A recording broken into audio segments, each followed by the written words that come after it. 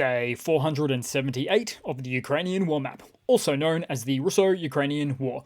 Juzzy here, and today is another update as I take a simplified and down-to-earth approach to some of the most important happenings on the ground in Ukraine. So starting off, we'll take a look at those Russian losses, and currently Russia is sitting on more than 218,000 military personnel losses. Then in terms of hardware losses, 10 tanks, 16 APVs, and 19 artillery. And there really is plenty of video and photos to support this stuff. It would be an impossibility for me to show it all every day, but that never stops me from showing you a few bits and pieces here and there. Then we'll move back to the map, where I might actually just touch on the Russian map for a moment, which has admittedly taken a bit of a backseat, what with all the counter-offensive actions that have instead taken the spotlight recently. But do note, Russia is still on fire.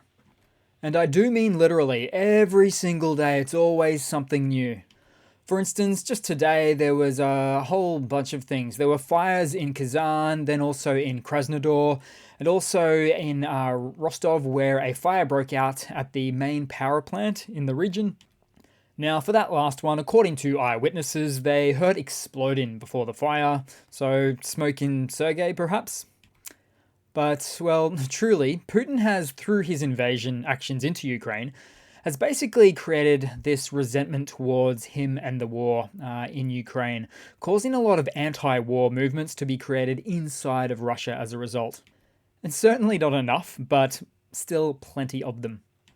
And these are the movements that see fit to slow down the Russian war of aggression in Ukraine by taking out railway lines, energy infrastructure, military manufacturing plants, on a scale that's probably not currently something that Ukraine is able to pull off. But worry not, because Ukraine will absolutely have this full capability, for example, through the use of drones, as time goes by. Although for specifically targeted military installations, as they'll strip Russian military prowess more and more. And that sounds like a bit of an outlandish statement, but Ukraine has already taken out over 10,000 pieces of Russian heavy armor now, and hundreds of planes, artillery, and air defense systems belonging to Russia there too.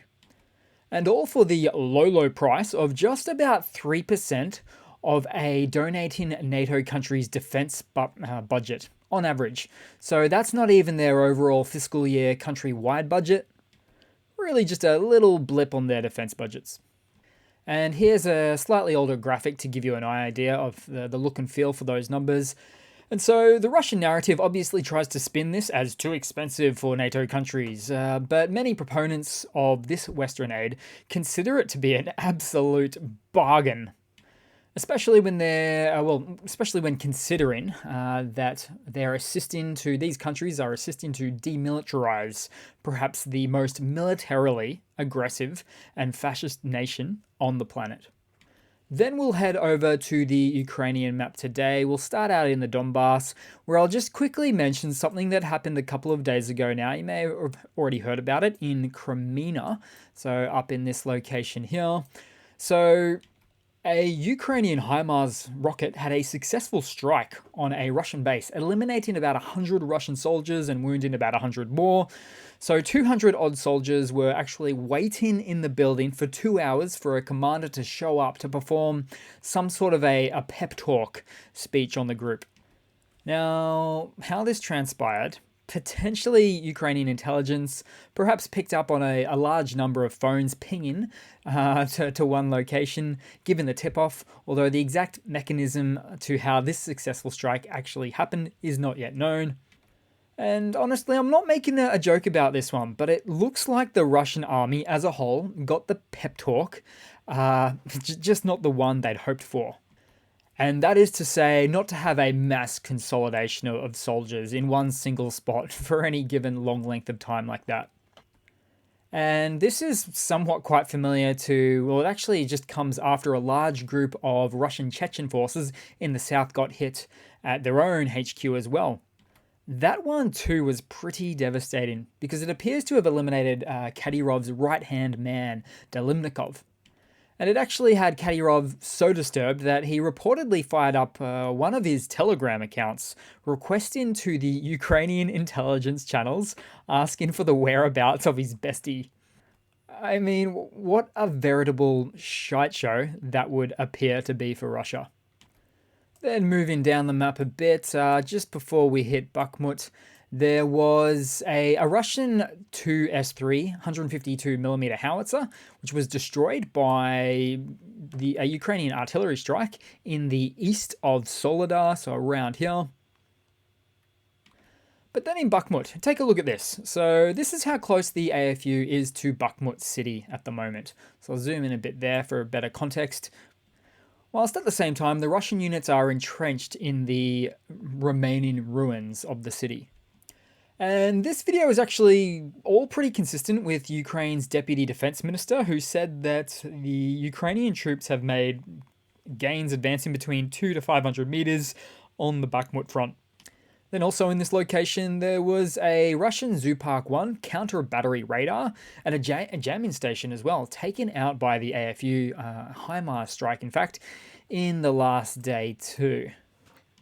Also, if we are to really zoom in here, small gains were made directly north of Dubovo, right here, a location just northwest of Russia's Orodin Berkivka flank.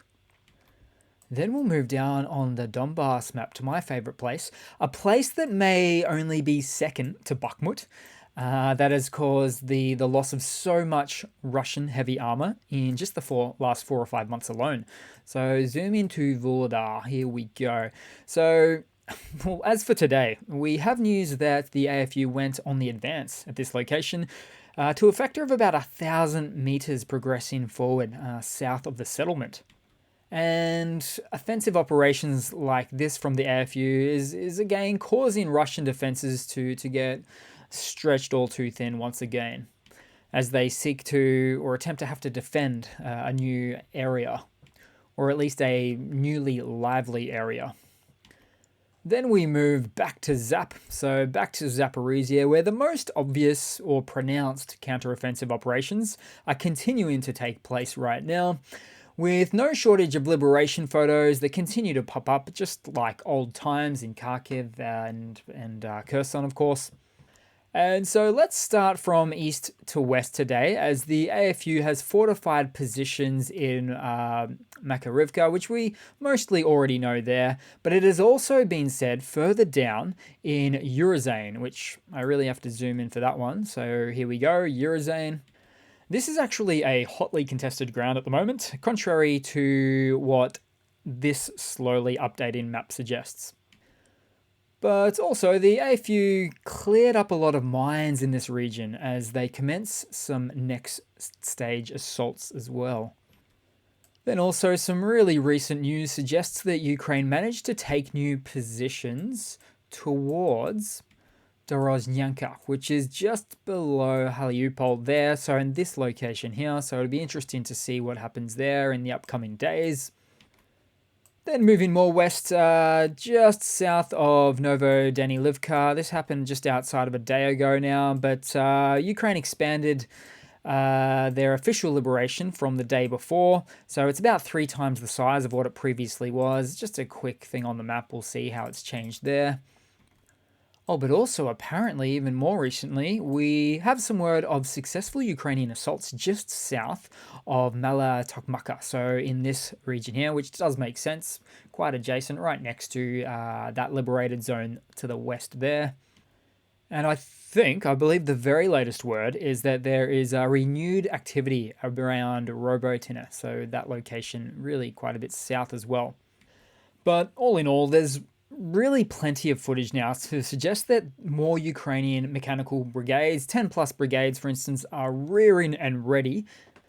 But where they choose to go is likely based on a number of factors, including firstly, how Russia reactively takes an approach to current Ukrainian counteroffensive assaults.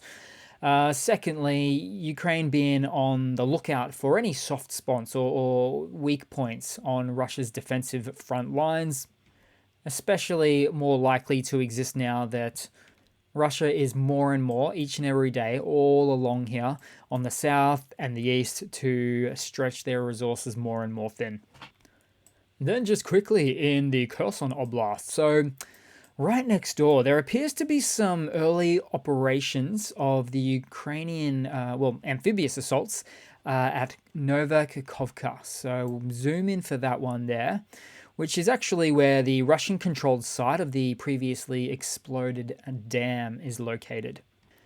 Now, ideally, if a land-in party is able to be successfully positioned there with decent fortifications, so decent Ukrainian fortifications, I'll say, this would then act as a very assistive springboard for Ukrainian offensive operations on the occupied south of the Dnipro. And you know what? Since we're here, there's been more Russian dam blow-up confessions, it seems. So a channel connected to the Russian 205th Motorized Rifle Brigade made a confession post of sorts about their involvement in blowing up the Kakhovka Dam, and it writes about the inevitability of Russia taking out the dam. Then we'll move across to some news for today. So in the wake of the recent Ramstein summit in Germany, NATO members have made some significant new commitments, which will amount to billions more in aid for Ukraine. So Denmark, the Netherlands, the US, the UK as well have all agreed to send hundreds more air defense missiles to Ukraine, with the delivery process already underway. Also, Israel has, this is unrelated a bit, but it is hardware news. So Israel has decided to sell more than 200 Merkava Mk2 and Mk3 tanks to unnamed European countries. And this will potentially pave the way for these tanks to reach Ukraine while keeping Israel's neutrality intact. And so if this actually ends up happening, Ukrainian tank crews will be the most versatile on the planet, being able to operate T-62s, T-55s, T-64s, 72s, 80s, 90s, Leopards 1 and 2s, Abrams, Challengers, and potentially these Merkavas as well. So quite a heavy list there. Meanwhile, US Secretary of Defense Lloyd Austin recently gave a cheekily made remark on how the Russians have showed us the same 5 vehicles about 1,000 times over now, which is somewhat accurate when you think about it. We normally just see the same 2 types of Russian tanks on the battlefield at the moment. Also, the BMP-2 infantry fighting vehicle as well. A couple of SPG types, big old gun on wheels, as I cannot stop saying, and a whole bunch of Scooby-Doo vans as well for logistics. So there's a few extra bits and pieces, but that's about 5 or 6 in the major list that I can think of. Then in some other news, 478 days after starting the war, Russians start to debate the why Ukrainians don't love them on Russian state TV, late night edition. I mean, really? You've got to ask that question? Well, some of the panelists seem to be refreshingly honest, saying Ukrainians are forced to wake up to air raid, sirens, alerts almost every night, and don't know if they're going to live from day to day. But another of the panelists' answer to the problem was to simply liquidate Ukrainians and get it over and done with ASAP. He seems to suggest all of them. I mean, the insanity of these types of statements by any country is simply beyond comprehension, and obviously is just abhorrently Third Reich style sentiments. Then in some other news, Russia's economy is showing more and more signs of cracks as they are dealing with a massive labor shortage, as many workers fled to other countries when the war started, and many of the available pool of resources of the workforce in Russia were sent to the front lines purely as cannon fodder. Now, combine all of that with the most economically sanctioned economy in the world, that is Russia's, and you've got yourself an economic crisis, a really big one in the waiting, that a country like Russia won't recover from for generations. And I do mean generations for Russia, as in fact, The Economist wrote a recent article on the erosion of Russia's key demographic working class, which is getting stripped away. And we're talking about the 18 to 60-year-olds that was already shrinking for Russia pre-war for, I think, since the last 20 or so years. which all means Russia will feel today's mistakes in a pretty significant way in 10 to 20 years' time and onwards from there. And then in another in the field news piece, so this is some photography photos taken from a couple of days ago of how ammunitions are being delivered to the Russian army in the direction of Luhansk and how they look like. Which it's no coincidence that they're as old and decrepit and unmaintained as much of Russia's main battle tanks and other various vehicles. Obviously, they've been taken out of the Soviet stockpiles in a mad dash to arm their forces with anything they can. And firing these old things is always nothing but a pure gamble. Some of them are duds, and removing a dud from a barrel is also a no-joke moment for the crew. I mean, they've probably not been inspected and maintained and handled with proper storage over the past 50 years. And so the casings have clearly been exposed to moisture and other tough outside conditions.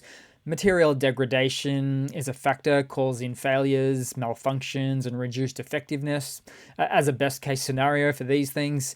And of course, all the safety hazards that go along with the use by the army personnel, like I've mentioned. Then in a couple or a few maybe quick funnies to round it all off today, guys. So in a Russian Telegram channel, Russians were cheering the loss of a Ukrainian tank. But you guessed it, what they don't know is they're actually cheering on the loss of a Russian tank. That's our Russia. But even more than that, talk about your echo chamber of ignorance and misinformation. Time to wake up, Russia. Then in another funny, so someone spotted on Google satellite images that an old tank training center in Russia that had, for instance, T-62 and T-64 turrets on the roof as part of its design were since removed. Now, we do know Russia started firing up its restoration assembly lines to restore or piece together parts of a few hundred T-62 tanks, or they're looking to meet a quota from memory of about a few hundred per year. But what gets me the most with this image, of course, is what appears to be Russia's absolute desperation in attempts to cannibalize decades-old, exposed to the elements turret art off the top of the roof and try to reach their quotas for piecing together ancient Soviet tanks to use for the modern war in Ukraine. Did it really come to this? And we do also know that these Russian tank restoration factories are under severe pressure to meet these quotas. Otherwise, the management and ownership risks imprisonment. So in other words, the tanks they'll be forced to produce will be ineffective garbage with no quality control. Almost none.